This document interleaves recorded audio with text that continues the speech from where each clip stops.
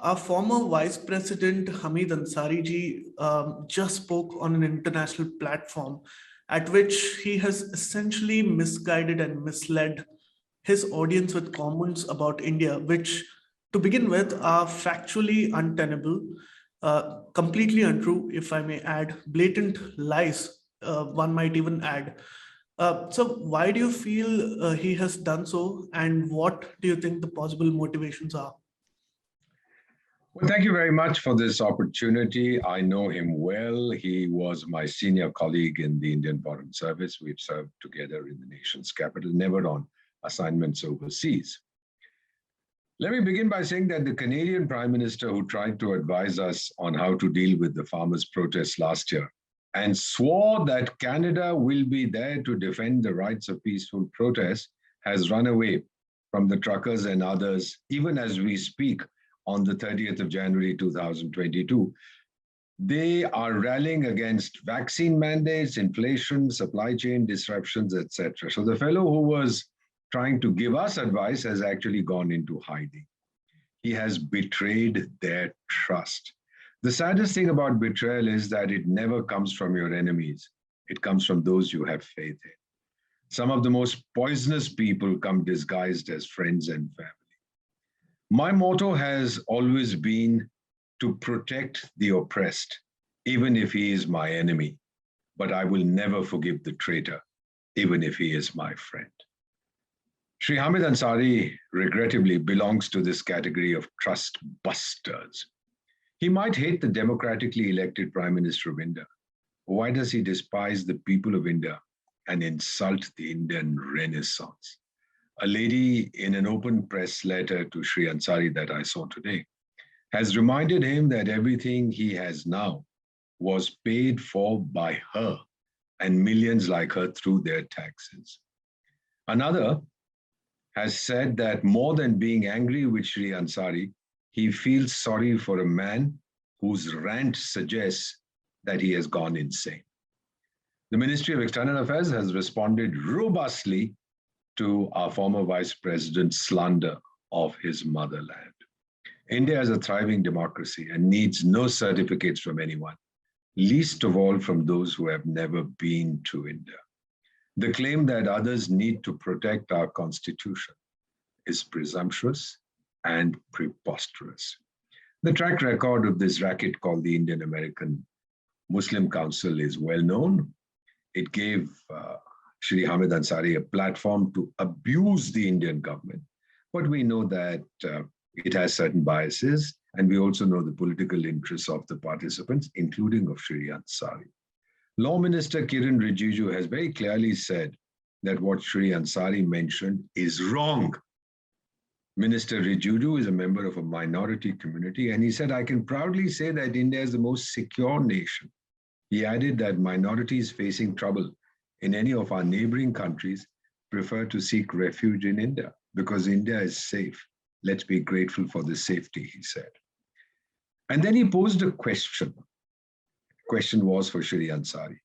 Why do some people who enjoy the best freedom and privilege in India, why do they join anti-India propaganda peddled by foreign-based anti-India forces? What's the satisfaction that they derive by defaming India? At least people in remote villages, and Minister Rijiju comes from the Northeast, people without facilities, he says, are loyal to the motherland. By criticizing the country that gave him so much, India's former second citizen in terms of protocol has embarrassed himself and his country, revealing his tormented soul. He did it on our Republic Day. Someone has said, no good deed, and I repeat this, no good deed goes unpunished. So the people of India are paying for the good deed that they demonstrated by reposing their trust in this man. He's been in controversies before, for abruptly adjourning the Rajya Sabha in 2011 when he was chairman of the Rajya Sabha.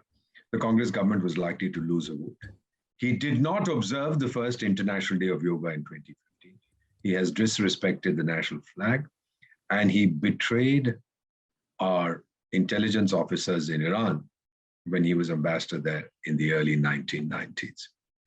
I want to say something else. Even as Shri Ansari was venting his spleen at this Indian American Muslim Council, which is based apparently in Washington, D.C., doctors at a super specialty hospital in New Delhi saved the life of a 12-year Iraqi boy born with a congenital defect that made his kidneys and ureters abnormally large. This was carried out via minimally invasive robotic surgical procedure.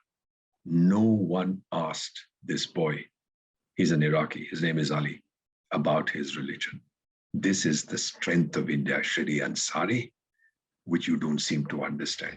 You have proved that someone we thought was a colossus has feet of clay. Sir, do you have the courage to apologize to the people of India whom you've insulted?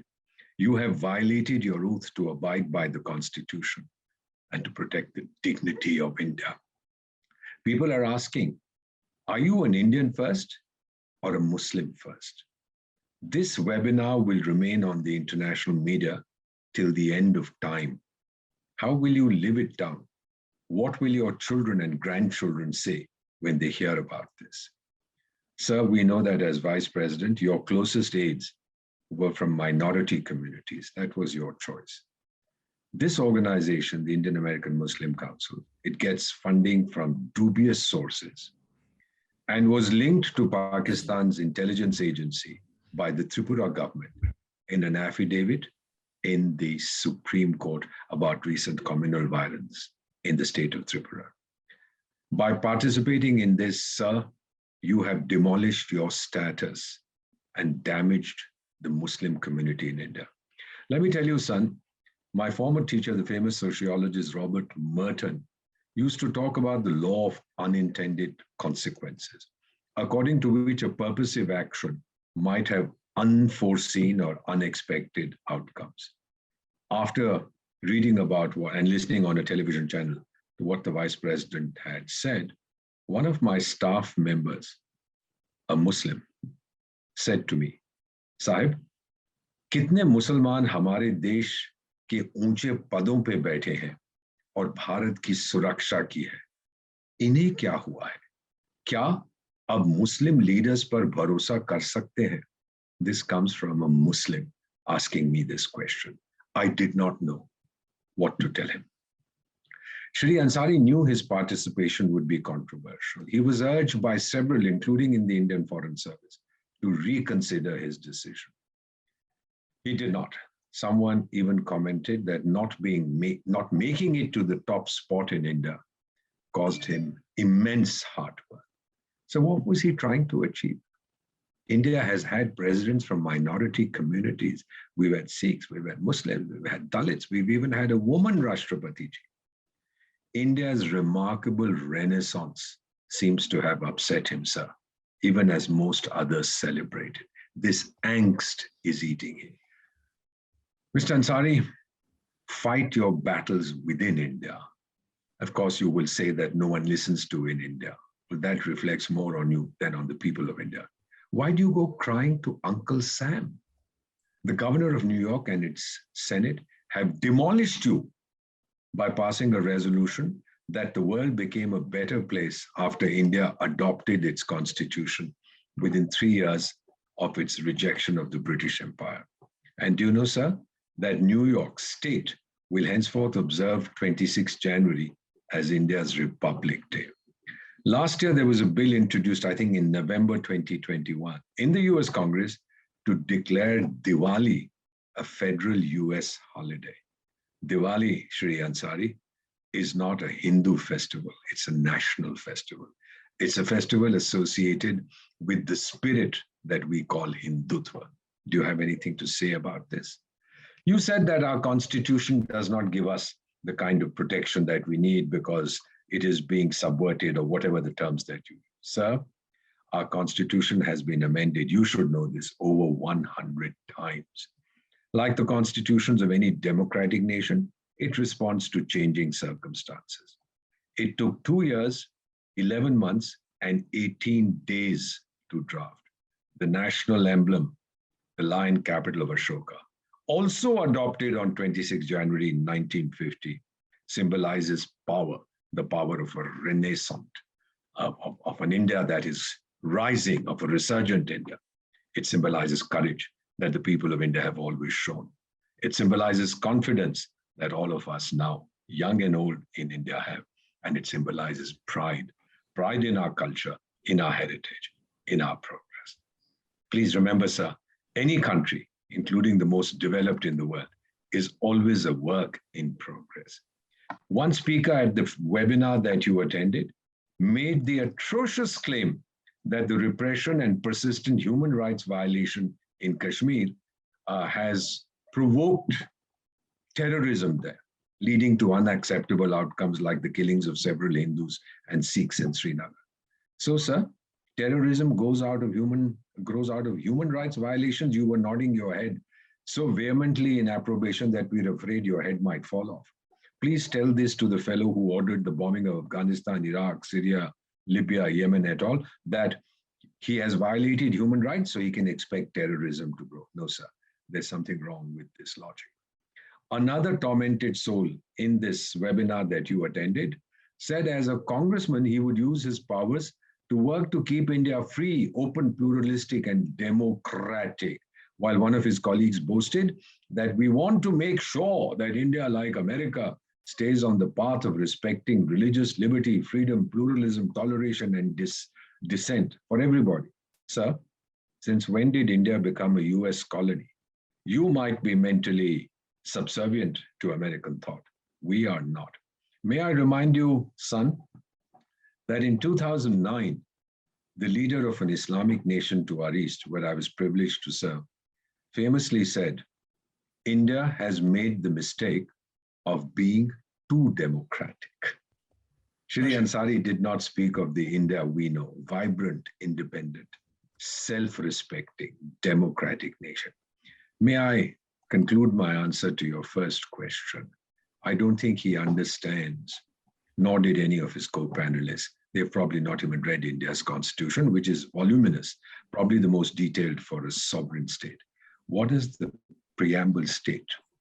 Having solemnly resolved to constitute India into a sovereign, socialist, secular, democratic republic, and to secure to all its citizens justice, liberty, equality, and fraternity, we, the people of India, do hereby adopt, enact, and give to ourselves this constitution. Shri Ansari, nobody's grandfather gave us this constitution. It didn't come down from Mars. It didn't come out of the oceans. We, the people of India, gave this constitution to ourselves. And anyone who tries to insult our constitution, the people of India will give him a fitting reply, sir.